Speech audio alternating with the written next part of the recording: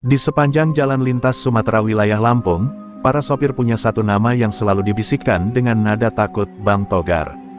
Malam-malam di jalan ini sering terasa panjang, tetapi menjadi lebih panjang lagi jika ada kabar bahwa pria berpostur besar itu sedang berpatroli. Lampu truk yang menerawang jauh ke depan seolah tak mampu menembus bayang-bayang reputasinya. Semua sopir tahu, jika Togar muncul, tak ada negosiasi tanpa rasa gentar. Bang Togar bukan preman biasa. Ia tumbuh di lingkungan keras, dibentuk oleh benturan hidup yang tak pernah memberi ruang untuk kelembutan. Setiap luka di tubuhnya, setiap garis kasar di wajahnya, adalah jejak perkelahian masa lalu. Di usianya yang belum tua tapi jauh dari muda, ia berdiri sebagai pemilik tak resmi ratusan meter jalur lintas, tak tertulis, tak diakui hukum, namun lebih dipatuhi daripada rambu lalu lintas manapun. Ketika malam turun dan kabut tipis merayap dari kebun karet, Togar biasanya duduk di kursi kayu reot dekat pos kecil buatan sendiri. Dari situ ia mengawasi jalan, menunggu kendaraan yang tampak cukup menjanjikan untuk dipalak. Bagi Togar, jalanan ini seperti halaman rumahnya sendiri, tak ada yang boleh lewat tanpa ia tahu apa yang dibawa dan berapa salam tempel yang bisa ia dapatkan. Para sopir yang melihat motor tua Togar terparkir miring di pinggir jalan langsung memperlambat laju kendaraan. Jantung mereka berdegup lebih cepat, telapak tangan mulai lembab. Beberapa bahkan memilih berhenti di warung jauh sebelum titik itu, menunggu sampai ada konvoi yang lebih ramai agar tak sendirian ketika melewati wilayah kekuasaan sang preman. Meski begitu, Togar bukan hanya menebarkan ketakutan karena ukuran tubuhnya atau kepalan tangan sebesar batu bata. Yang lebih menakutkan adalah caranya menatap orang, hening, tajam, seperti sedang menilai apakah orang itu layak diberi kesempatan, atau cukup pantas untuk dipukul lebih dulu lalu ditanya kemudian. Tidak ada yang tahu apa yang terjadi di balik pikirannya, ia bisa tertawa ramah 1 detik, lalu mengamuk di detik berikutnya. Di antara anak buahnya, Togar dihormati bukan hanya karena kekerasan, tapi karena ketegasan yang dingin.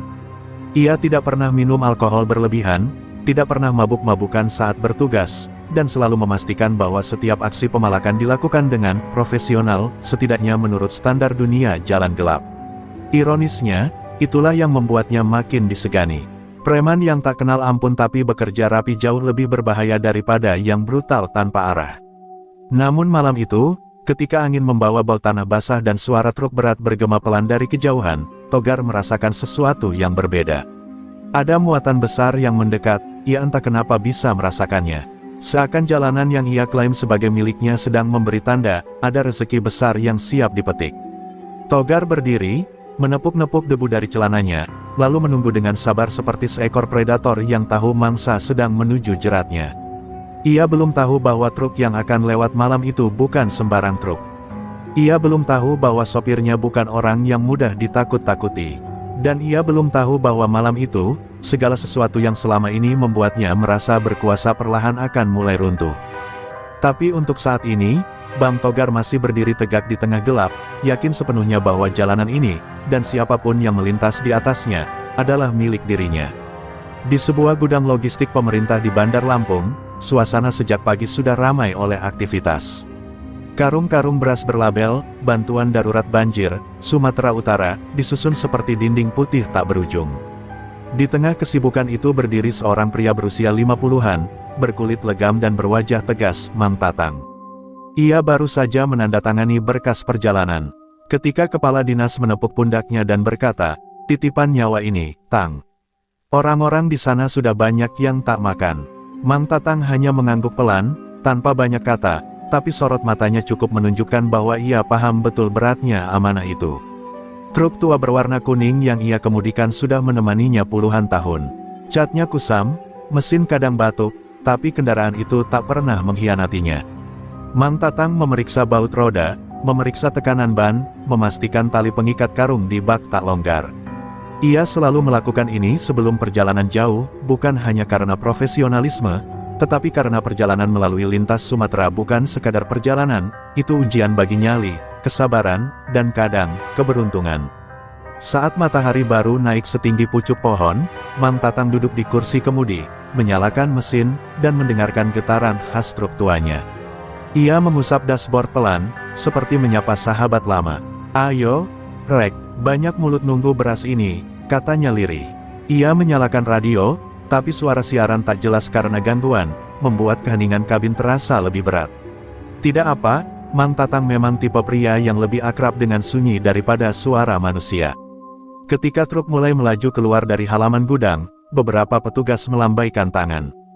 Di kejauhan, langit tampak mendung, seolah memberi isyarat bahwa perjalanan kali ini tak akan semudah biasanya.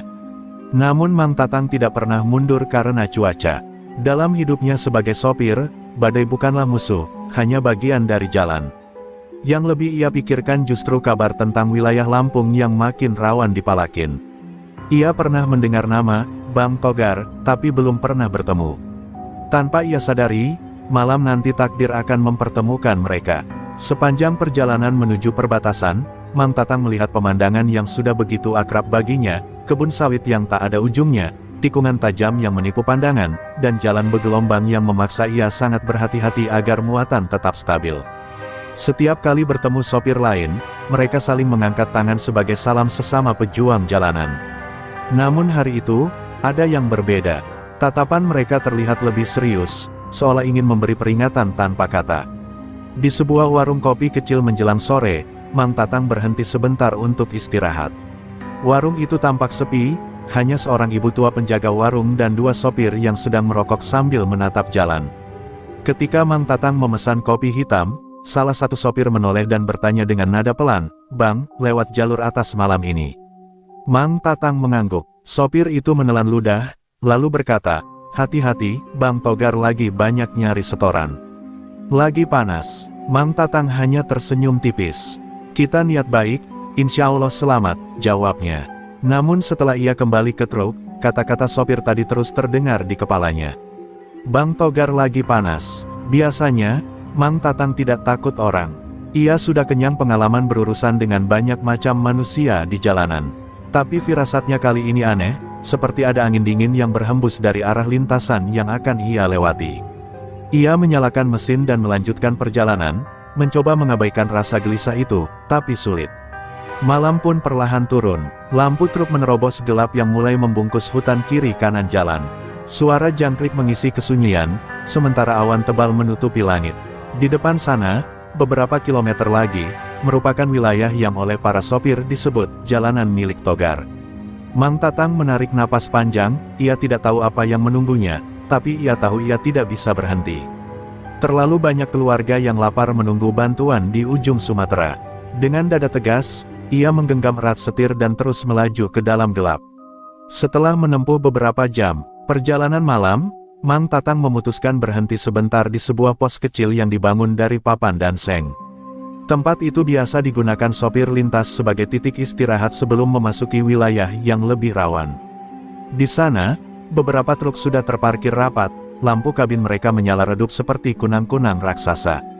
Udara malam terasa berat, mengandung aroma cemas yang tidak terlihat tapi mudah dirasakan. Ketika Mang Tatang turun, ia langsung disapa seorang sopir muda berkulit gelap bernama Pendi, yang sudah mengenalnya sejak lama. "Bang Tatang, jarang-jarang abang lewat jam segini," katanya sambil menyalami. Tatang tersenyum kecil. "Muatan penting, Pen, harus sampai cepat." Pendi mengangguk, tapi raut wajahnya tidak tenang. Ia menatap gelap jalanan seakan takut ada seseorang yang menguping. "Bang, abang udah dengar kabar belum?" Pendi bertanya dengan suara diturunkan. Mang Tatang menggeleng. Pendi mendekat, menurunkan suaranya lebih jauh. "Togar sekarang makin gila, Bang. 2 truk tadi sore dipaksa turun muatannya. Sopirnya dipukulin." Tatang hanya diam, tapi matanya menyipit. Ia tahu dunia jalan itu keras, tapi merampas bantuan bencana. Itu sudah lewat batas kesadaran manusia. Tak jauh dari mereka, sekelompok sopir tua tampak berkumpul sambil menyeruput kopi panas. Tatang ikut bergabung, dan mereka segera menyingkirkan kursi agar ia duduk bersama. Salah satu sopir paling senior, Pak Danu, menghela napas panjang sebelum berkata, "Togar itu sekarang bukan sekadar preman, Tang.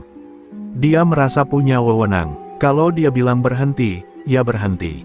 Kalau enggak, ia menggeleng, tak menyelesaikan kalimatnya. Sisanya dibiarkan menjadi ancaman tak terucap." Seorang sopir lain, Yayan, menimpali. "Jalan itu udah kayak wilayah negara sendiri. Yang lewat harus bayar pajak versi dia. Kalau abang bawa muatan bantuan, dia paling suka, soalnya biasanya sopir nggak mau ribut, jadi gampang dipalakin. Tatang merasakan hatinya panas mendengar itu. Bukan karena takut, tapi karena marah. Ia menghela napas dalam-dalam untuk meredam emosinya, tahu bahwa keputusan di jalan tidak boleh dibuat dalam keadaan tersulut amarah. Para sopir mulai membicarakan rencana agar bisa melewati wilayah Togar dengan aman. Ada yang menyarankan menunggu konvoi lebih banyak, ada yang ingin memutar jalur meski lebih jauh, ada pula yang hanya bisa pasrah, kalau apes, ya apes aja, Bang. Tetapi semua saran itu tidak cocok untuk Mang Tatang. Muatannya bukan barang dagangan yang bisa menunggu, bantuan itu ditunggu banyak keluarga yang sudah berhari-hari kelaparan. Melihat Tatang terdiam lama, Pak Danu menepuk bahunya. Tang, kalau bisa, lewat kapan-kapan aja. Jangan malam ini, anak buah Togar lagi banyak patroli. Tatang menatapnya dalam-dalam, dan kalau saya tunggu besok, Pak, orang-orang yang nunggu beras ini mungkin tambah parah keadaannya. Saya nggak bisa nunda, kata-katanya terucap pelan tapi tegas, membuat para sopir lain saling pandang, memahami bahwa lelaki tua itu bukan tipe yang gampang mundur. Setelah minum kopi terakhirnya, Mang Tatang berdiri. Lampu-lampu truk lain memantulkan bayangannya yang tegap namun tenang. Doakan saja, katanya pada para sopir. Mereka mengangguk, sebagian menepuk bahunya, sebagian hanya menatap dengan raut cemas. Ketika Mang Tatang kembali memasuki kabin dan menyalakan mesin, semua orang tahu, ia akan memasuki wilayah Bang Togar, dan tak ada yang bisa menebak bagaimana malam itu akan berakhir. Ketika Mang Tatang kembali melaju meninggalkan pos istirahat, langit yang tadinya hanya mendung kini mulai runtuh. Butir-butir hujan turun besar-besar, menghantam kaca depan truk seperti kerikil dilemparkan dari langit. Wiper tua truk itu bekerja keras, bergerak cepat namun tak sepenuhnya mampu menyapu air yang terus membanjiri kaca. Jalanan berubah licin, kelam, dan tak bersahabat. Namun Tatang tetap menggenggam setir dengan mantap, ia sudah terlalu sering menembus badai untuk mundur hanya karena hujan. Di kiri kanan jalan, hutan gelap tampak seperti barisan raksasa bisu yang sedang mengawasi. Cahaya lampu truk memantul di dedaunan yang basah, menciptakan kilau-kilau aneh yang kadang tampak seperti mata. Suara hujan dan deru mesin tua berpadu menjadi musik malam yang tegang. Tatang memiringkan tubuhnya sedikit ke depan, mendekat ke kaca, mencoba melihat jauh ke tengah gelap. Setiap tikungan terasa seperti gerbang menuju hal yang belum ia ketahui. Di sebuah turunan panjang, angin kencang tiba-tiba menghantam sisi truk, membuat kendaraan besar itu bergoyang. Mang Tatang menahan napas dan meraih setir lebih erat. Ia tahu bahwa di jalanan seperti ini, satu gerakan kecil saja bisa membuat truk tergelincir dan jatuh ke parit atau jurang kecil di pinggir jalan. Tapi yang lebih ia pikirkan bukan keselamatannya sendiri, melainkan muatan di belakang, ratusan karung beras yang bisa menentukan hidup orang-orang yang sedang kebanjiran. Dalam remang-remang lampu jalan yang jarang, terlihat beberapa genangan besar mengisi cekungan jalan. Setiap kali ban depan truk menghajar genangan itu, semburan air naik tinggi ke samping, membuat kendaraan terasa lebih berat dan sulit dikendalikan. Tatang menggertakkan gigi dan memindahkan gigi rendah, menjaga traksi tetap kuat. Sabar ya, Rek, kita harus sampai, gumamnya sambil menepuk-nepuk dashboard truk tua itu. Namun tantangan bukan hanya cuaca. Setelah beberapa kilometer, Mang Tatang mulai melihat tanda-tanda yang membuat nadinya berdegup lebih cepat, drum merah berguling di pinggir jalan, bekas jejak motor di tanah becek, dan cahaya rokok yang redup di balik semak-semak. Ia mengenali pola itu, karena para sopir sudah sering menceritakannya, tanda-tanda wilayah Togar. Angin yang bertiup dari arah depan terasa berubah lebih dingin dari sebelumnya. Hujan semakin deras, tetapi justru itu yang membuat suasana semakin menegangkan. Jalanan di depannya semakin sepi. Tidak ada truk lain, tidak ada mobil pribadi, tidak ada lampu dari arah berlawanan. Seolah semua orang memilih menjauh dari jalur ini malam itu. Di kejauhan, kilatan petir menyambar langit, sesekali menerangi jalan untuk beberapa detik, cukup lama untuk menampakkan bayangan-bayangan samar di pinggir aspal. Saat truk memasuki satu tikungan tajam menuruni bukit kecil, Mang Tatang melihat sesuatu yang membuat jantungnya berhenti sejenak. Sebuah motor tua terparkir di tengah hujan, lampunya dimatikan, tetapi siluetnya tidak asing. Ia pernah melihat motor seperti itu digambarkan para sopir, mesin bising, rangka tebal, dan stang lebar. Itu motor Bang Togar. Di sampingnya, terlihat beberapa pria berteduh di bawah ponco plastik, menatap ke arah truk yang mendekat tanpa berkedip. Mang Tatang merasakan tengkuknya dingin. Bukan karena takut, tetapi karena ia sadar bahwa hujan yang mengguyur malam itu bukan sekadar hujan.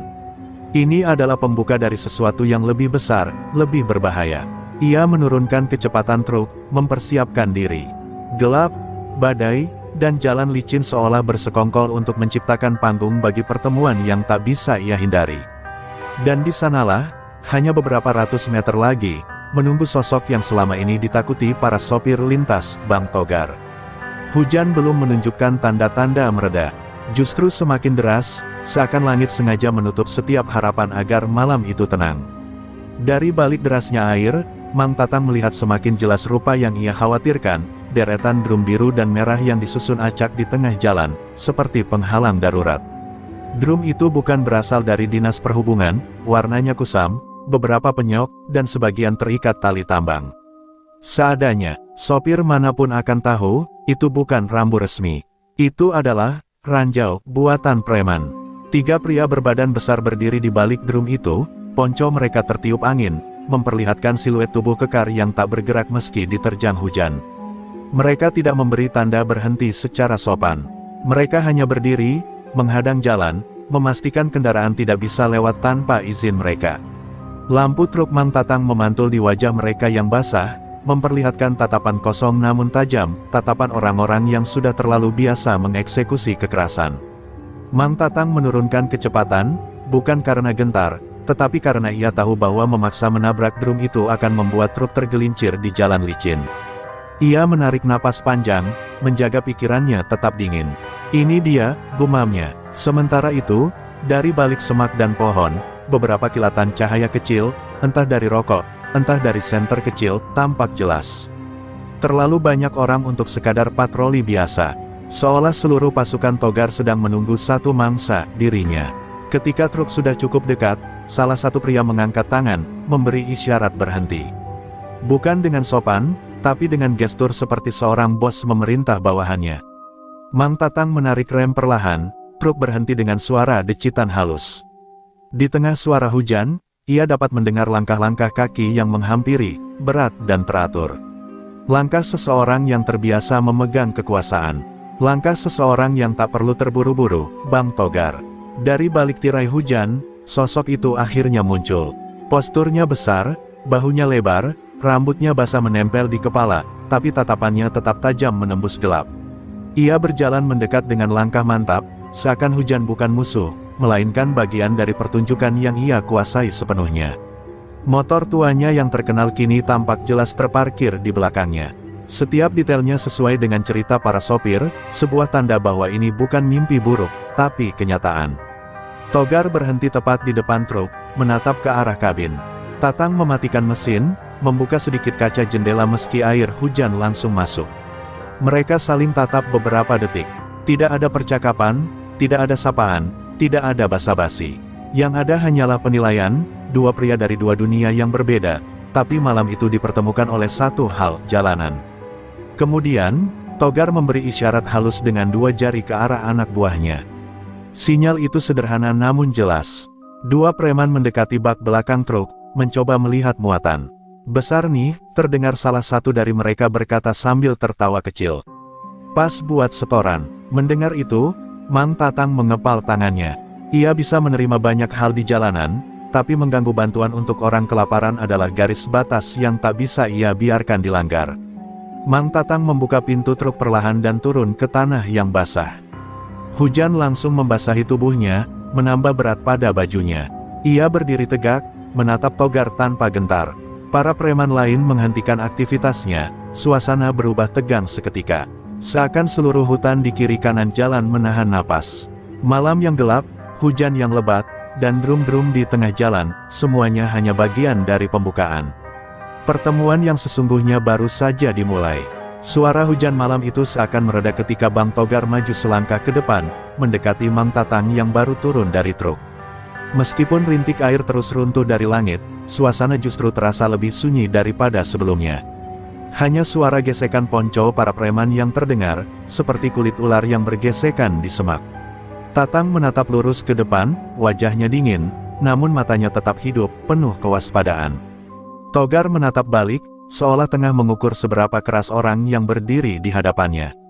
"Aku dengar, kau bawa muatan besar," ucap Togar, suaranya berat, nyaris tenggelam oleh suara hujan. Kata-kata itu keluar tanpa salam, tanpa basa-basi, seperti pernyataan seorang hakim sebelum menjatuhkan vonis. Mang Tatang tidak langsung menjawab, ia memutar sedikit lehernya, meredakan tegangan otot, lalu berkata pelan namun tegas, "Beras bantuan. Buat orang yang lagi susah." Tidak ada nada memohon, tidak ada nada menantang, hanya fakta. Togar tersenyum tipis, bukan senyum ramah, melainkan senyum seseorang yang baru menemukan target menarik. Ia melirik anak buahnya, lalu kembali menatap Tatang. "Bantuan? Iya, justru itu bagus," katanya sambil menepuk-nepuk telapak tangan besar yang basah. "Biasanya sopir bantuan gak mau ribut. Jadi kau tinggal bayar setoran, kita sama-sama enak." Tatang menatap Togar tanpa bergerak. "Ini bukan beras jualan," jawabnya.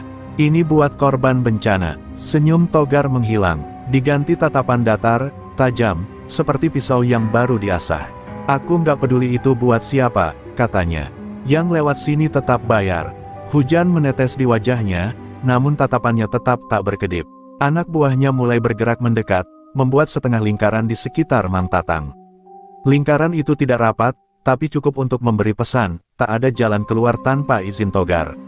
Mang Tatang tidak mundur setapak pun. Ia memandangi lingkaran itu, lalu berkata dengan suara yang tenang namun penuh ketegasan, "Saya nggak bawa uang untuk dibagi ke preman. Saya cuma bawa tanggung jawab." Kata-kata sederhana itu justru membuat suasana semakin berat. Beberapa anak buah Togar tertawa kecil, tapi tawa itu cepat hilang ketika Togar mengangkat tangan, meminta diam.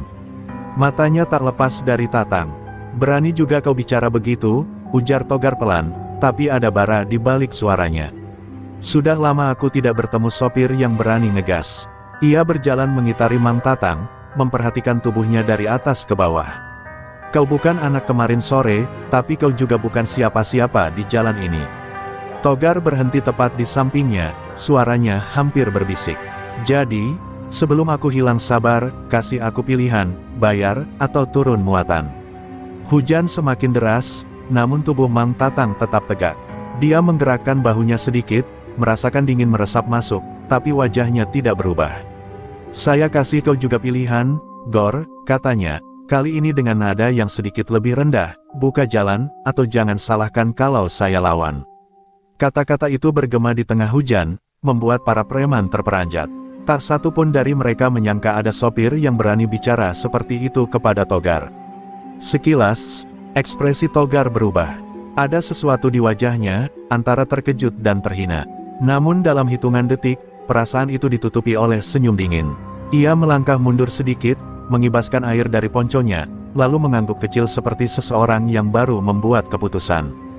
"Baiklah," katanya dengan suara pelan namun penuh ancaman. "Kalau begitu, kita selesaikan dengan cara kita."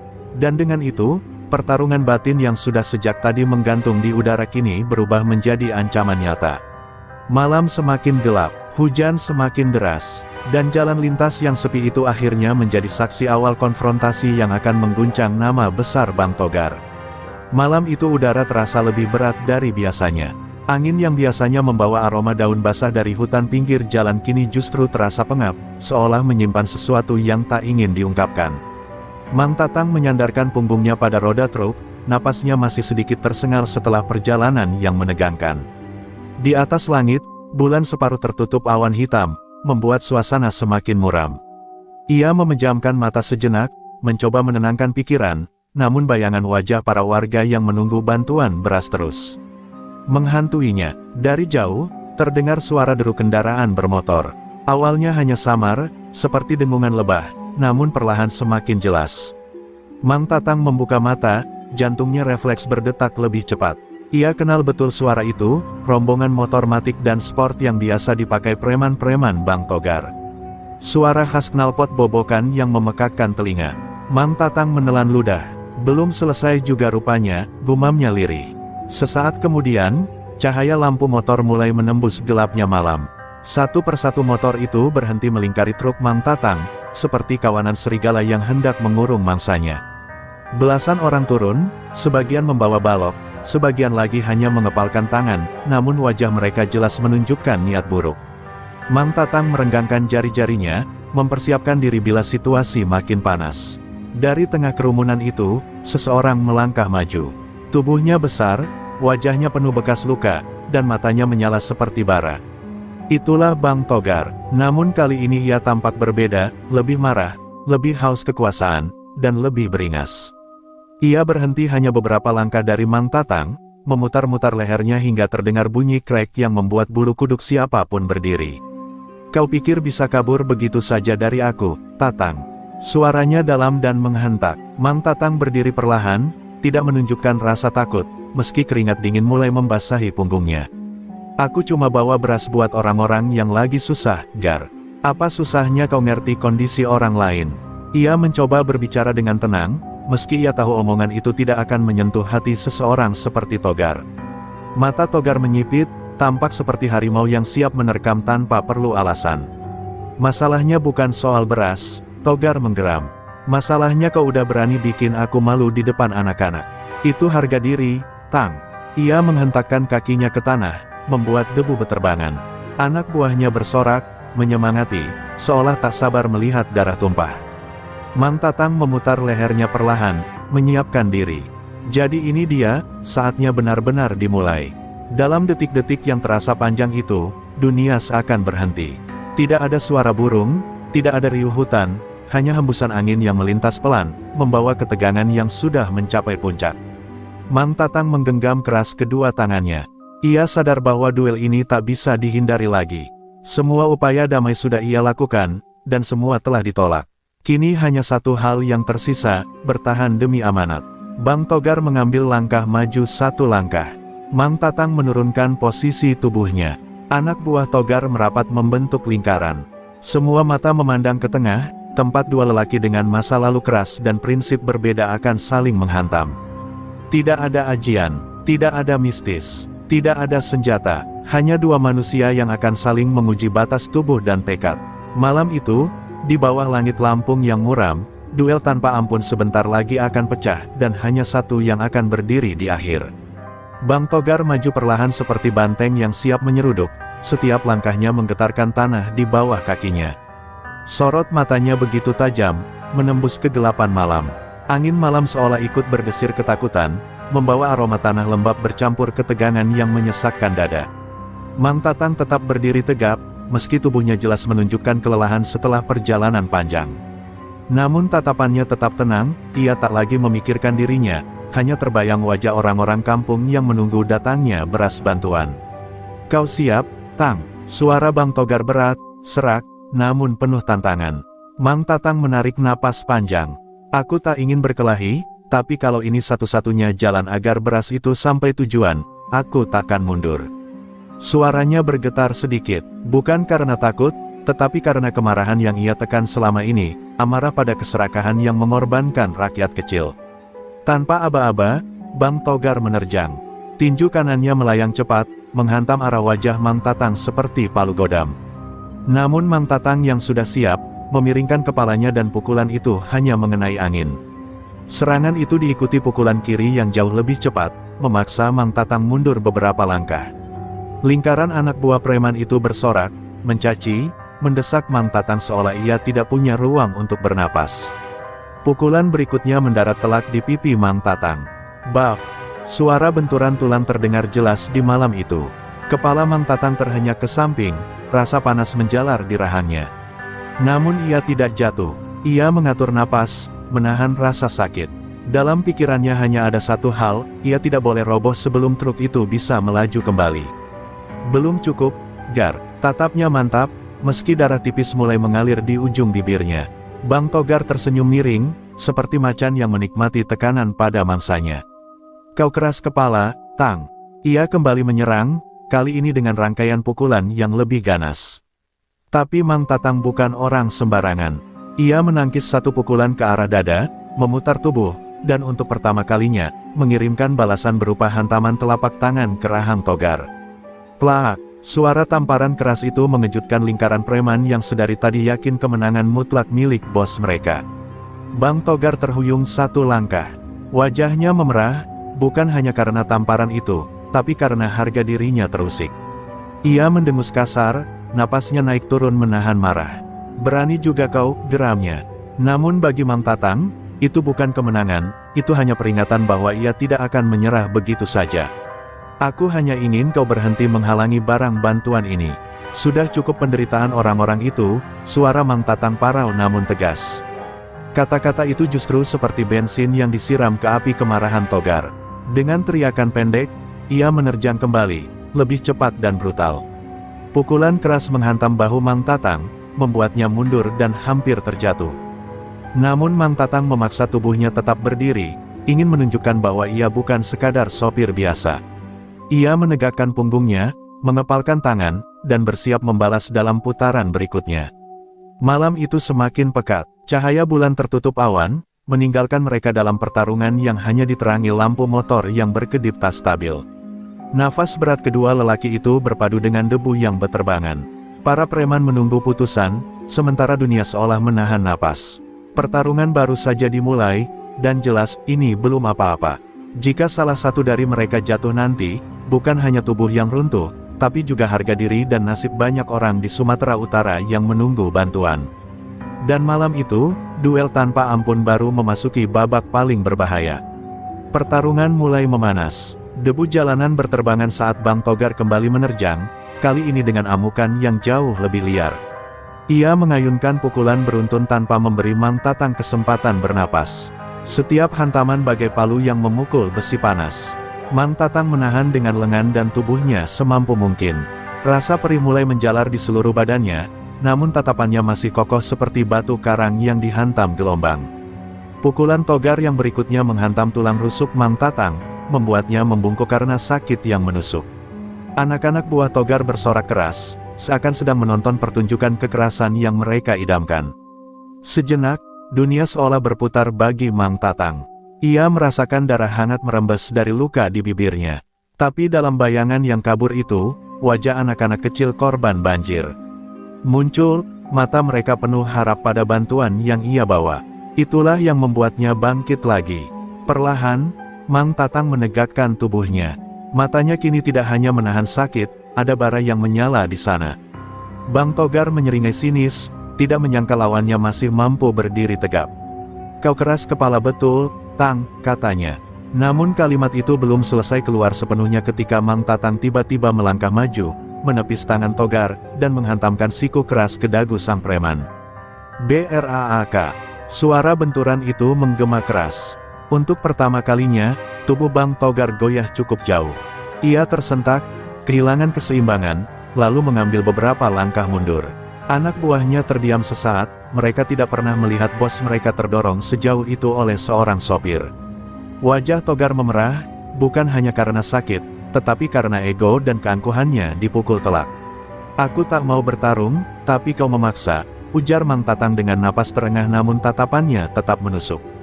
Ia tidak berteriak, tidak meluapkan amarah.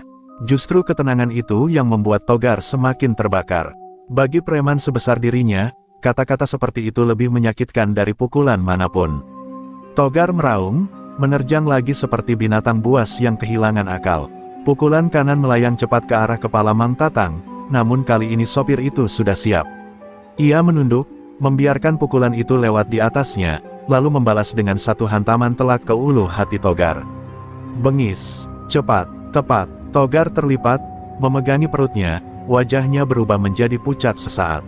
Anak buah Togar mulai gelisah, melongokkan kepala, saling sambar pandang. Mereka tidak lagi bersorak, mereka mulai ragu. Beberapa dari mereka bahkan terlihat mundur satu langkah. Cahaya lampu motor bergetar, membuat bayangan dua pria itu tampak seperti raksasa yang saling menggempur dalam legenda tua. Mang Tatang mengatur napas, tahu pertarungan belum selesai. Togar terlalu keras kepala untuk tumbang begitu saja. Dengan napas kasar yang mendengus seperti banteng, Togar kembali berdiri. Matanya merah, bibirnya berdarah, dan napasnya mulai tak teratur. Namun tekadnya tetap keras. "Belum selesai, Tang, belum," teriaknya parau. Mang Tatang merendahkan posisi tubuhnya, bersiap menghadapi gelombang serangan berikutnya. Malam itu, darah mulai berbicara, dan pertarungan mereka baru memasuki titik di mana yang lemah akan benar-benar terhempas. Malam di ruas jalan lintas itu semakin sunyi, seakan alam pun menahan napas menyaksikan dua lelaki yang saling menantang maut. Bang Togar yang tubuhnya besar kini tampak limbung, namun matanya tetap menyala penuh amarah. Mang Tatang berdiri dengan napas tersengal, keringat bercampur darah mengalir di pelipisnya. Keduanya sama-sama babak belur, namun sama-sama enggan menyerah. Angin malam menyapu dedaunan, membawa suara lirih seperti ratapan yang mengiringi duel mereka. Tanpa aba-aba, Togar mengaum dan menyerang kembali. Tinju besarnya menghantam udara dengan kecepatan yang mengerikan. Mang Tatang memiringkan tubuhnya, tapi sebuah pukulan sempat mendarat di bahunya, memaksanya terhuyung ke samping. Rasa sakit menjalar cepat, membuat lengan kanannya terasa mati rasa. Anak buah Togar mulai bersorak lagi, melihat tuannya tampak mendapatkan momentum. Namun Mang Tatang menggertakkan giginya, ia tidak boleh tumbang.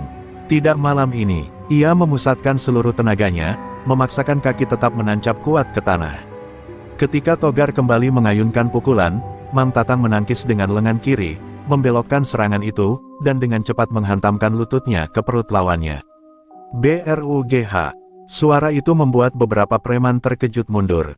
Togar terlipat lagi, namun kali ini lebih parah. Nafasnya tersendat, tubuhnya membungkuk seperti kehilangan udara. Meskipun begitu, Togar belum menyerah. Ia menahan rasa sakit, memaksa tubuhnya kembali tegak, dan mencoba menyeruduk dengan pundak. Mang Tatang mundur satu langkah, menunggu momen yang tepat. Ia tahu serangan membabi buta seperti ini berbahaya, namun juga membuka celah besar.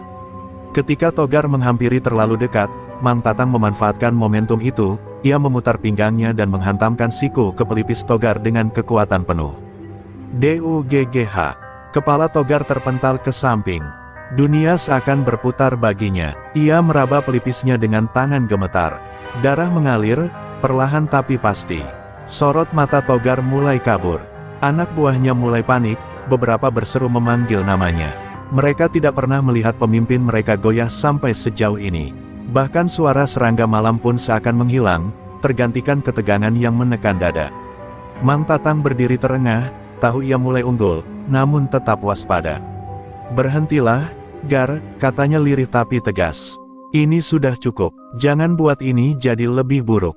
Tidak ada nada sombong, tidak ada niat merendahkan, hanya kelelahan dan harapan agar semua ini berakhir sebelum nyawa melayang. Namun bagi Bang Togar, kata-kata itu justru menamparkan harga dirinya yang rapuh. Togar mengangkat wajahnya, darah menetes dari dagunya. Aku tidak pernah kalah, suaranya patah-patah namun penuh ambisi yang putus asa. Ia kembali maju dengan langkah goyah, seperti raksasa yang dipaksa tetap berdiri meski tubuhnya sudah tak sanggup. Mang Tatang masih bersiap, meski bagian dalam tubuhnya terasa seperti terbakar. Pertarungan sudah terlalu jauh untuk dihentikan hanya dengan kata-kata. Dan tepat ketika Togar kembali mengangkat tangan, Mang Tatang merasakan sesuatu yang ia tahu benar, babak penentuan sudah tiba. Satu kesalahan saja bisa merenggut hidupnya. Angin malam berembus kencang, menggoyang daun-daun tinggi di sekitar mereka, seolah memberi tanda bahwa duel ini akan mencapai titik ledak. Mang Tatang menarik napas terakhir sebelum gelombang serangan mematikan itu datang, dan malam pun bersiap menyaksikan akhir dari ego yang tak mau dikalahkan. Tubuh Bang Togar yang besar bergerak lagi, meski jelas terlihat ia hampir tak sanggup menjejakkan kaki dengan benar. Setiap langkahnya membuat tanah bergetar kecil, seperti raksasa yang dipaksa berdiri dengan tulang retak. Mang Tatang menarik napas panjang, mencoba meredakan debaran jantungnya yang semakin cepat. Tubuhnya sendiri sudah penuh memar, pundaknya berdenyut, dan darah hangat mengalir dari bibir pecahnya. Namun di balik semua itu, tekadnya masih kokoh. Pertarungan ini harus segera diselesaikan sebelum nyawa salah satu dari mereka melayang. Dengan teriakan parau, Togar mengayunkan tinju kanan ke arah Mang Tatang. Serangan itu tidak lagi secepat sebelumnya, namun masih memiliki kekuatan menghantam tembok. Mang Tatang menunduk, nyaris terlambat, merasakan hembusan angin pukulan itu menyapu rambutnya. Ia bergerak mundur satu langkah, tapi Togar, didorong amarah membabi buta, menerjang lagi, kali ini dengan pukulan kiri yang diarahkan ke rahang. Mang Tatang memblokir pukulan itu dengan lengan yang sudah memar, menahan rasa sakit yang menusuk tulang.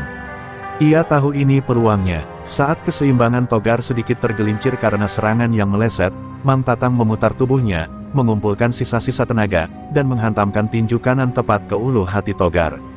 Brugh. Tubuh Togar melipat, napasnya terputus seketika. Ia terhuyung mundur, tangan meraih udara kosong seolah mencari pegangan yang tidak ada. Anak buah Togar berseru tertahan, beberapa menutup mulut, lainnya melangkah mundur tak percaya. Mereka baru kali ini melihat pemimpin mereka benar-benar goyah. Lampu motor terus bergetar, membuat bayangan keduanya menari liar di tanah seperti dua roh yang berperang. Untuk hidup dan harga diri, Togar mencoba menarik napas, namun hanya terbatuk, darah muncul di sudut bibirnya. Berhenti, Gar, cukup, Mang Tatang berkata lagi, suaranya serak namun tetap tenang. Ia bukan ingin menghancurkan orang ini, ia hanya ingin lewat, hanya ingin bantuan itu sampai. Namun Togar, didorong oleh ego dan gengsi yang ia junjung selama bertahun-tahun, menolak menyerah. Aku tidak kalah dengan sopir truk, katanya sambil terhuyung, matanya merah karena amarah bercampur rasa sakit. Togar mengangkat tinjunya lagi, langkahnya goyah, hampir jatuh.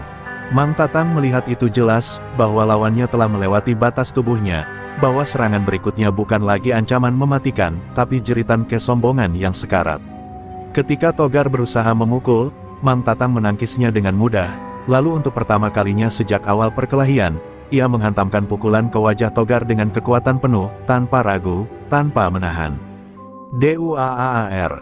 Suara pukulan itu begitu keras hingga membuat beberapa anak buah Togar spontan menutup mata. Kepala Togar terpental ke samping, tubuhnya oleng, dan perlahan, sangat perlahan, ia jatuh berlutut. Napasnya satu-satu, berat, seperti mesin tua yang dipaksa menyala terakhir kalinya. Mang Tatang tidak melakukan pukulan tambahan. Ia hanya berdiri, menatap lawannya dengan campuran iba dan ketegasan. Duel ini sudah jelas, Togar tidak lagi memiliki kekuatan untuk bangkit. Dengan tubuh bergetar, Togar mencoba berdiri, namun lututnya menyerah. Ia jatuh ke tanah, terbaring telentang, menatap langit malam yang gelap tanpa bintang. Anak buahnya terdiam, tak berani mendekat. Mang Tatang memandang lelaki itu dalam diam, menyadari bahwa inilah titik balik, sang penguasa jalan lintas Sumatera akhirnya tumbang. Pertarungan belum benar-benar selesai, tapi malam itu, Tanah Lampung menyaksikan kehancuran ego seorang raja jalanan yang terlalu lama berkuasa dengan ketakutan. Tanah di bawah tubuh Bang Togar terasa dingin, namun wajahnya panas, bukan oleh luka, tetapi oleh kenyataan pahit yang baru disadarinya, ia tidak lagi berdiri sebagai raja jalan lintas. Lampu motor yang berkelip-kelip di sekelilingnya seperti sorotan panggung yang memamerkan kejatuhannya ke seluruh dunia. Mang Tatang berdiri beberapa langkah darinya, terengah, tubuhnya penuh luka, tapi matanya tetap lurus memandang lawannya tanpa kebencian. Di antara mereka, udara malam terasa berat, seberat beban harga diri yang akhirnya pecah. Anak buah Togar mulai berbisik, beberapa saling menatap dengan cemas. Mereka selalu melihat Togar sebagai sosok yang tak mungkin tumbang, lelaki yang memerintah jalan dengan tangan besi. Melihatnya terkapar membuat mereka merasakan getaran asing dalam diri, ketakutan yang tak lagi tunduk, tapi bingung harus diarahkan kemana. Bang Togar, salah satu dari mereka memanggil ragu, namun tidak berani mendekat. Mereka takut pada lelaki yang sedang jatuh itu, dan pada lelaki yang membuatnya jatuh. Togar berusaha berkata sesuatu, namun yang keluar hanya napas pendek dan batuk berdarah. Itu bukan suara preman kuat yang selama bertahun-tahun membuat sopir-sopir tunduk ketakutan. Itu suara manusia biasa, lelaki yang luluh oleh kelelahan, ego yang remuk, dan kebiasaan memerintah dengan kekerasan yang akhirnya kembali memukul dirinya sendiri. Mang Tatang mendekat perlahan, tidak dengan ancaman, melainkan dengan langkah berat seorang yang prihatin. Gar, sudahlah, kata Mang Tatang lirih. Suaranya tidak keras, tapi cukup jelas untuk mengiris malam yang sunyi. Jalan ini bukan tempat buat kau jadi raja. Kau juga manusia, bukan penguasa. Ia menatap langsung ke mata Togar yang memerah. Di balik sorot itu, ia melihat sesuatu yang tak pernah ia lihat sebelumnya, ketakutan, dan kelelahan yang selama ini ditutupi amarah.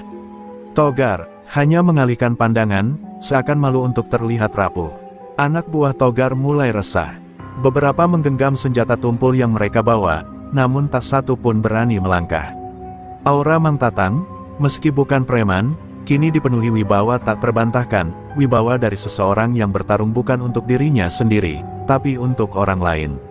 Kalau ada yang mau maju, katanya dengan suara parau namun mantap, ingat, aku tidak melawan kalian. Aku cuma ingin bawa beras itu ke orang-orang yang lebih butuh. Kata-kata itu membuat lingkaran preman spontan mengendur. Togar mengangkat tangan lemah, seakan meminta anak buahnya mundur. Walau tubuhnya rusak, pengaruhnya masih ada. Mereka tersentak, lalu menuruti isyarat itu. Perlahan mereka menyingkir, memberikan ruang yang lebih lapang. Togar memejamkan mata sejenak. Tang, gumamnya lirih, suara yang hampir tak terdengar. Kau bukan orang biasa. Suara itu penuh getir, seperti pengakuan dari seseorang yang terpaksa tunduk pada kenyataan. Mang Tatang menunduk sedikit. Aku cuma sopir, Gar, jawabnya. Sama seperti mereka yang kau balas setiap hari. Bedanya, malam ini aku nggak punya pilihan buat mundur. Melihat Togar seperti itu, tak berdaya, terpukul, kehilangan seluruh topeng kesombongannya, Mang Tatang merasa ada sesuatu dalam hatinya yang mereda.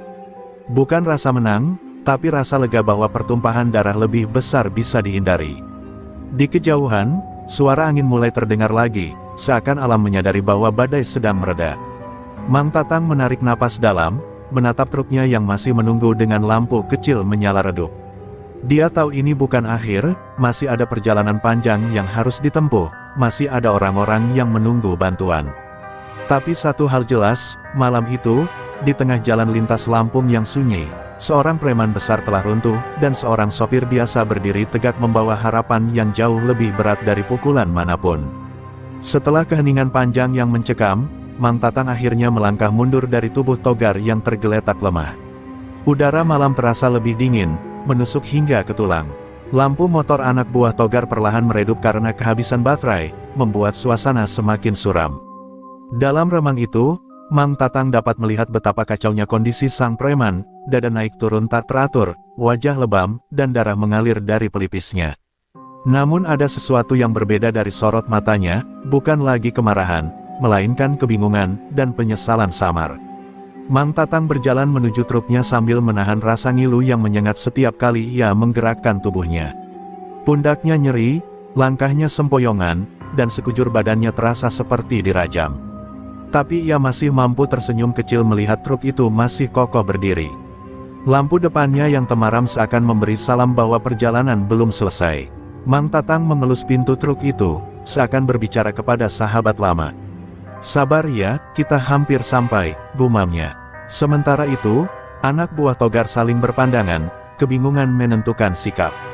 Ada yang ingin menolong bos mereka, ada yang ingin kabur, dan ada pula yang hanya bisa berdiri mematung. Mereka tidak lagi menatap Mang Tatang dengan rasa benci, yang ada hanya rasa hormat campur takut, karena mereka baru saja menyaksikan seorang sopir sederhana mengalahkan legenda jalan lintas. Beberapa dari mereka bahkan mengangguk kecil saat Mang Tatang menoleh sekilas. Tak ada kata, tapi bahasa itu sudah cukup, mereka tidak berniat melanjutkan permusuhan. Mang Tatang kembali menghampiri Togar, namun bukan untuk mengancam. Ia jongkok dengan susah payah, napasnya terengah. Gar, kau dengar, suaranya pelan, hampir seperti bicara kepada saudara yang sedang terluka. Togar membuka mata sedikit, menatap Mang Tatang dalam diam. Ini bukan akhir buat kau, kau masih bisa berubah. Tapi kalau kau terus begini, jalan ini akan makan kau hidup-hidup, lanjutnya. Kata-kata itu tidak menggurui, tidak juga menyindir, itu pesan dari seorang lelaki yang tahu kerasnya hidup. Togar tampak tersentak sejenak, ada ingatan lama dalam sorot matanya, tentang masa muda, tentang pilihan-pilihan keliru yang akhirnya menjerumuskannya menjadi raja jalanan. Mulutnya bergerak sedikit, berkata lirih, gue nggak nyangka kau sampai segini, Tang. Suara itu pecah, tidak setangguh biasanya. Pengakuan dari lelaki yang selama ini merasa tak terkalahkan. Mang Tatang menghela napas panjang. Ia bangkit perlahan sambil memegangi pinggangnya yang sakit. Aku cuma berusaha jaga amanat, Gar. Kalau nggak ada orang-orang yang butuh bantuan, mungkin aku udah nyerah dari tadi. Ia menatap gelapnya malam, seakan melihat wajah-wajah warga yang menunggu di kejauhan. Perutnya mual menahan lelah, tapi tekadnya tidak sedikit pun goyah. Ia tahu waktu terus bergulir, dan banjir di daerah tujuan tidak akan menunggu. Anak buah Togar akhirnya mendekat, tetapi bukan untuk menyerang. Mereka mengangkat tubuh Togar dengan hati-hati. Bang, kami bawa ke bidan desa, ucap salah satu dari mereka, suaranya gemetar namun tulus. Togar tidak melawan, ia hanya menatap Mang Tatang dari kejauhan, menahan rasa malu yang mencengkramnya kuat.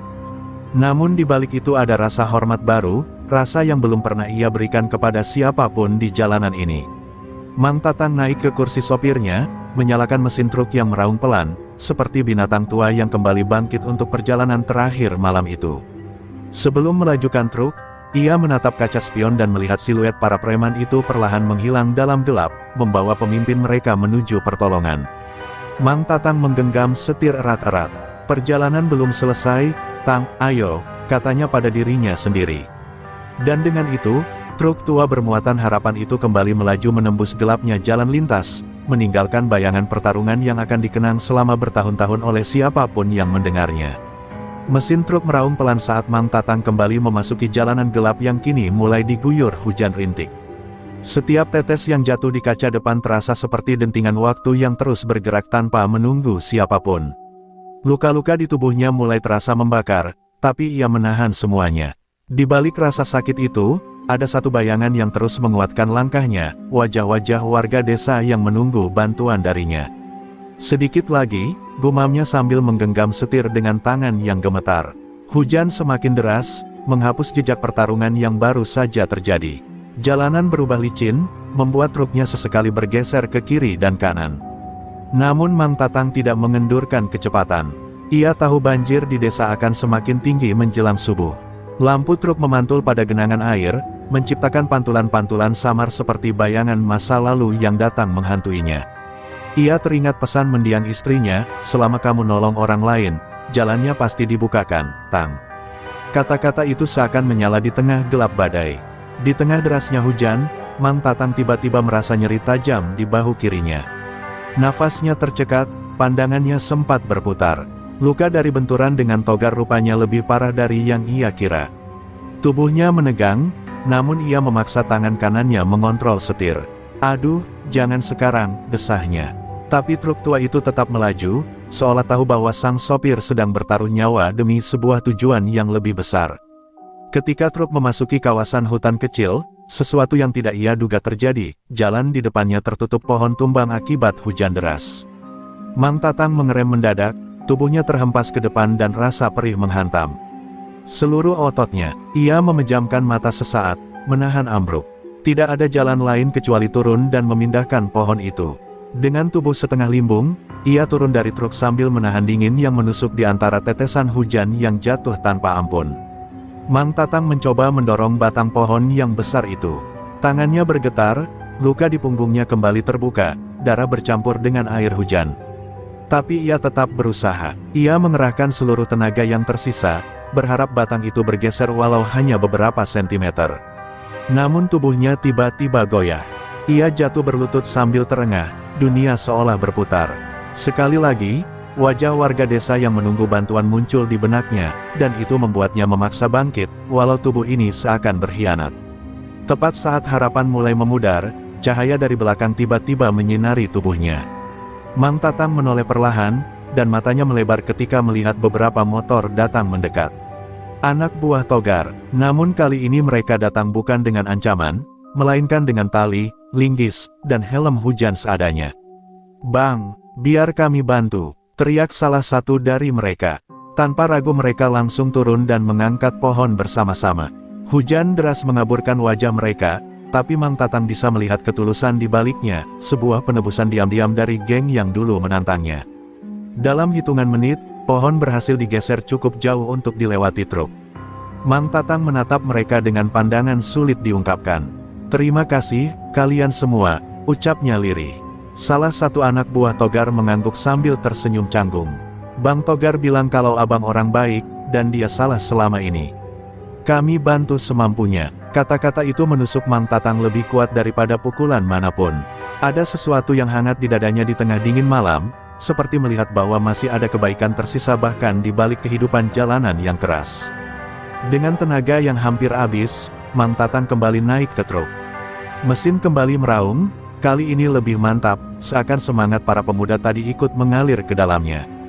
Mang Tatang melajukan truknya menembus hujan yang semakin tebal. Di kejauhan, Langit mulai menunjukkan semburat abu-abu tanda subuh akan datang. Perjalanan belum selesai, tapi kini, Mang Tatang tahu bahwa di balik gelapnya jalan, ada cahaya kecil yang bisa muncul dari tempat yang tidak pernah ia duga. Dan ia siap menghadapi apapun yang menanti di depan. Truk tua itu terus menggeram menembus hujan yang kini mulai mereda, namun kabut tebal menggantikan badai malam. Mang Tatang menggenggam setir dengan tangan yang terasa semakin berat. Kelopak matanya beberapa kali hampir tertutup, tapi ia paksa tetap terbuka. Setiap detik mengingatkannya bahwa waktu semakin menipis. Subuh sebentar lagi tiba, dan banjir di desa tujuan pasti semakin meninggi. Bertahan, Tang, bertahan, gumamnya, mencoba melawan rasa sakit yang merayap dari ujung jari hingga dada. Saat roda truk melintasi jembatan kayu kecil, suara retakan terdengar keras dari bawah. Mang Tatang langsung panik. Jembatan itu tampak tua dan rapuh, dan kini terendam separuh oleh aliran sungai yang meluap. Kayu-kayunya bergoyang, mengeluarkan suara "krak" yang seolah memberi peringatan. Mang Tatang memandang ke depan. Tidak ada jalan alternatif, tidak ada waktu untuk kembali. Ia menarik napas panjang, dan memutuskan untuk perlahan-lahan menerjang jembatan itu, meski nyawanya bisa jadi taruhan. Setiap meter yang dilalui terasa seperti berjalan di atas benang tipis. Truk bergetar hebat, dan beberapa papan jembatan mulai patah saat dilewati ban belakang. "Ayo, jangan patah, doa Mang Tatang di antara giginya yang terkatup menahan tegang. Peluh bercampur dengan air hujan yang masih menetes dari rambutnya. Tubuhnya yang penuh lebam bergetar, namun semangatnya tetap teguh.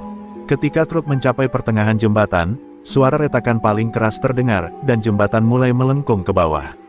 Dengan sisa tenaga yang entah dari mana datangnya, Mang Tatang menghantam pedal gas. Mesin meraung keras seperti singa terluka. Truk melompat ke depan, melewati bagian jembatan yang mulai ambruk. Saat ban belakang hampir terperosok ke dalam jurang sungai yang mengamuk, truk itu menghentak ke sisi aman daratan, bersamaan dengan runtuhnya jembatan di belakang. Napas Mang Tatang terputus, dadanya naik turun cepat. Ia menatap ke belakang sambil berbisik, "Alhamdulillah," sebelum kembali menatap jalanan yang masih panjang. Setelah melalui rintangan itu, jalanan semakin sepi. Hanya suara angin dan gemericik hujan yang tersisa, menciptakan suasana sunyi yang menelan segala suara. Cahaya matahari belum muncul, tetapi horizon mulai tampak lebih terang. Di tengah kesunyian itu, Mang Tatang kembali tenggelam dalam pikirannya. Ia memikirkan Bang Togar, sosok preman yang dulu menjadi momok bagi para sopir, namun kini terkapar setelah duel sengit malam tadi. "Semoga dia sadar, dan berubah," ucapnya lirih, tanpa kebencian sedikit pun. Justru ada rasa iba, karena ia tahu kerasnya hidup di jalanan bisa menyesatkan siapapun. Truk melaju melewati sebuah tikungan sempit ketika Mang Tatang tiba-tiba melihat sesuatu di kejauhan. Lampu-lampu kecil bergerak seperti kunang-kunang. Semakin dekat, ia melihat rombongan warga desa setempat membawa orang-orang yang mengungsi ke tempat lebih tinggi. Mereka tampak lelah, wajah mereka dipenuhi kecemasan. Seorang ibu yang menggendong anak kecil berlari ke arah truk dengan mata berkaca-kaca.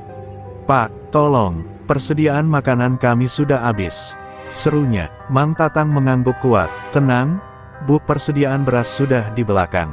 Warga desa langsung membantu membuka bak belakang truk. Beberapa lelaki mengangkat karung beras, sementara perempuan-perempuan membagikan kepada para pengungsi yang kelaparan. Tangisan lega terdengar di antara suara gemerisik karung yang dibuka. Ada anak-anak yang memeluk ibunya sambil tersenyum lemah, seolah dunia yang gelap malam tadi kini menemukan cahaya kembali.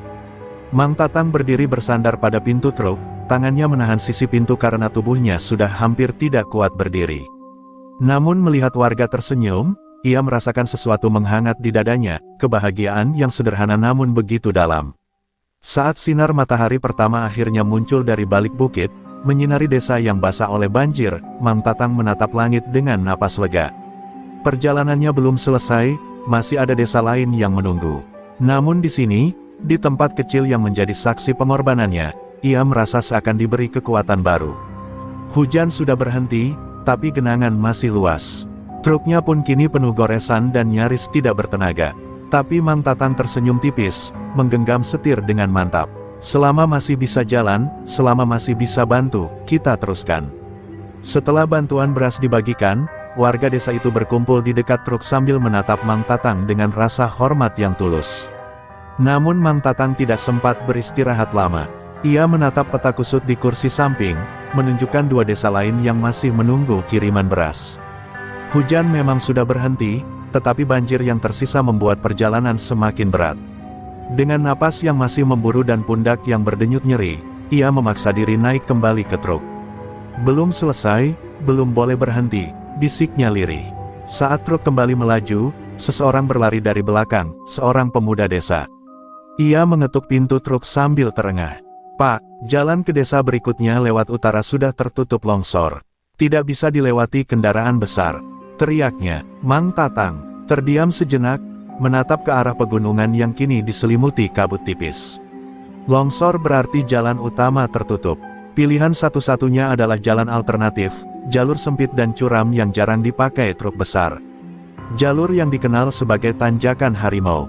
Tempat yang bahkan sopir berpengalaman pun enggan melintas saat cuaca normal. Mang Tatang menelan ludah. Ia tahu risikonya besar. Jalanan sempit, licin, dan rawan longsor susulan. Namun ia juga tahu bahwa desa berikutnya sudah melewati 2 malam tanpa pasokan makanan.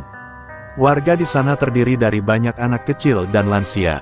Ia memejamkan mata sejenak, mendengar kembali suara istrinya dalam ingatannya. Kalau bisa menolong, jangan tunda. Dengan tekad yang membara, ia mengangguk. "Baik, Nak, terima kasih. Saya coba lewat atas." Begitu memasuki jalur alternatif itu, truk bergetar keras. Jalanan curam dengan tikungan tajam membuat mesin meraung seperti sedang menahan beban dunia.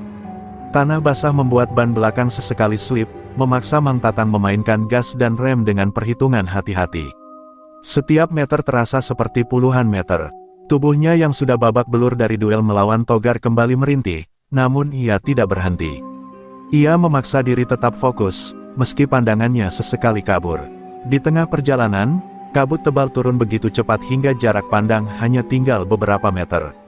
Mang Tatang menurunkan kecepatan. Tangan kanannya memegang setir, sementara tangan kirinya menekan dada yang terasa semakin sesak. Luka di bahunya berdenyut tajam, tapi ia menahannya. Di luar jendela, suara gemerisik tanah yang bergerak membuat bulu kuduk berdiri. Hati Mang Tatang diliputi kecemasan, longsor susulan bisa terjadi kapan saja. Namun ia menguatkan diri. "Sedikit lagi, Tang, jangan berhenti, jangan berhenti." Tiba-tiba, truk tersentak keras saat melindas batu besar yang berada di tengah jalan. Ban depan terangkat sebentar sebelum menghantam tanah kembali. Sakit hebat menembus punggung dan membuat Mang Tatang menggigit bibir hingga hampir berdarah. Ia menarik napas panjang, menenangkan diri. Ketika ia keluar untuk memeriksa, ia melihat roda belakang kiri setengah tenggelam dalam lumpur. Jika tidak segera ditangani, truk bisa terguling mundur. Dengan tubuh gemetar, ia mencari batu dan kayu untuk mengganjal roda, bergerak seperti seseorang yang sedang bertarung dengan waktu dan takdir. Saat ia menumpuk batu penahan di bawah roda, suara gemuruh halus terdengar dari arah bukit, pertanda tanah bergerak. Mata Mang Tatang membesar. Ia mempercepat gerakan, mendorong truk dengan sisa tenaga yang terasa seperti serat terakhir dalam hidupnya. Begitu ia kembali ke kabin dan menghantam pedal gas, truk merayap maju dengan bunyi geraman panjang seperti raksasa yang baru bangun tidur. Setelah beberapa detik yang terasa seperti seabad, roda berhasil lolos dari lumpur. Mang Tatang terduduk lemas, namun matanya basah oleh rasa lega. Ketika akhirnya mencapai puncak tanjakan, kabut mulai menipis dan langit memerah seperti bara yang membelah pegunungan. Desa yang menjadi tujuannya terlihat samar di kejauhan. Sebagian tergenang air, sebagian lainnya masih diselimuti asap dari dapur-dapur bantuan yang mulai menyala. Mang Tatang menatapnya dengan dada sesak, bukan hanya karena luka, tetapi karena haru. "Tunggu sebentar lagi, aku hampir sampai," ucapnya. Dengan sisa energi yang nyaris habis, ia melanjutkan perjalanan menuruni tanjakan. Ia tidak tahu bahwa ujian sebenarnya masih menunggunya di bawah sana. Saat Mang Tatang menuruni tanjakan terakhir menuju desa banjir, ia melihat kerumunan orang berkumpul di tengah jalan berlumpur. Mereka tampak cemas dan berdesakan. Dari kejauhan terdengar suara mesin motor besar mendekat, suara yang sangat ia kenal. Jantungnya berdegup lebih cepat. Belum sempat ia turun dari truk, 3 motor melaju ke arahnya, berhenti mendadak, dan dari tengah mereka seorang pria besar melangkah maju dengan langkah terhuyung namun penuh kemarahan. "Bang Togar, Luka-luka di wajahnya masih terlihat segar, namun amarah yang membara di matanya tak kalah tajam dari malam duel mereka sebelumnya. "Tatang!" teriak Togar, suaranya parau namun memenuhi seluruh lembah kecil itu. "Kau pikir kau bisa pergi seenaknya setelah bikin aku babak belur?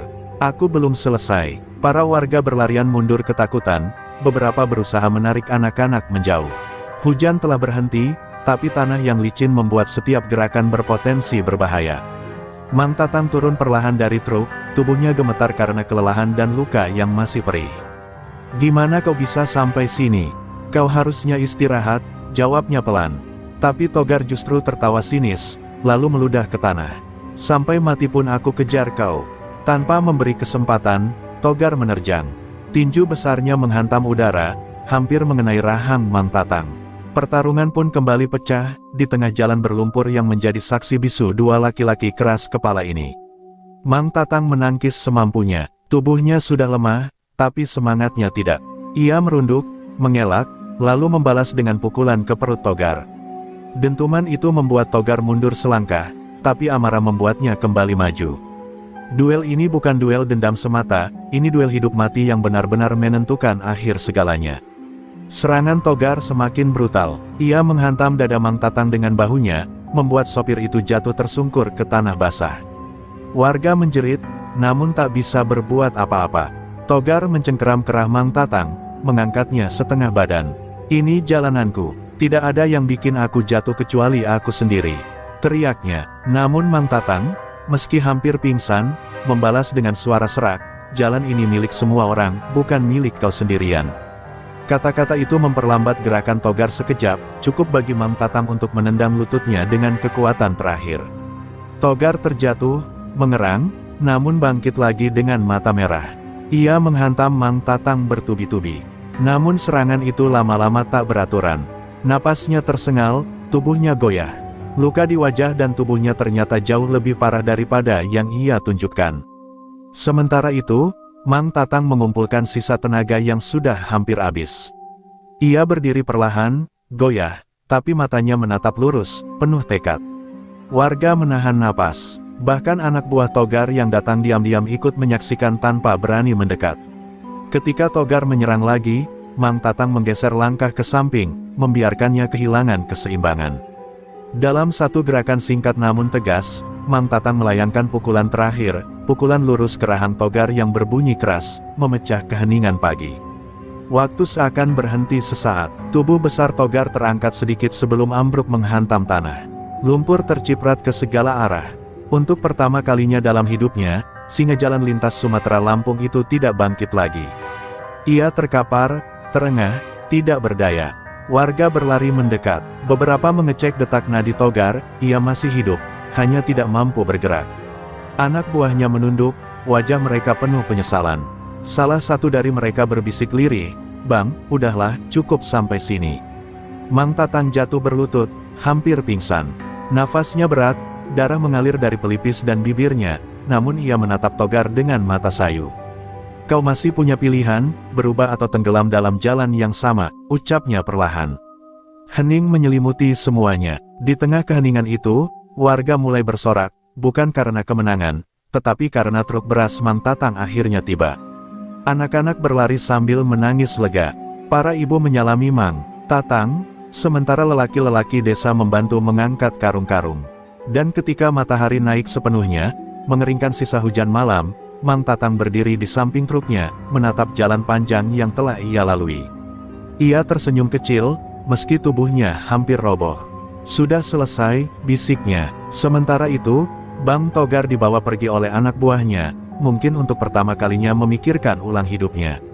Dan begitulah, kisah dua orang yang bertarung di jalan lintas akhirnya menemukan akhirnya.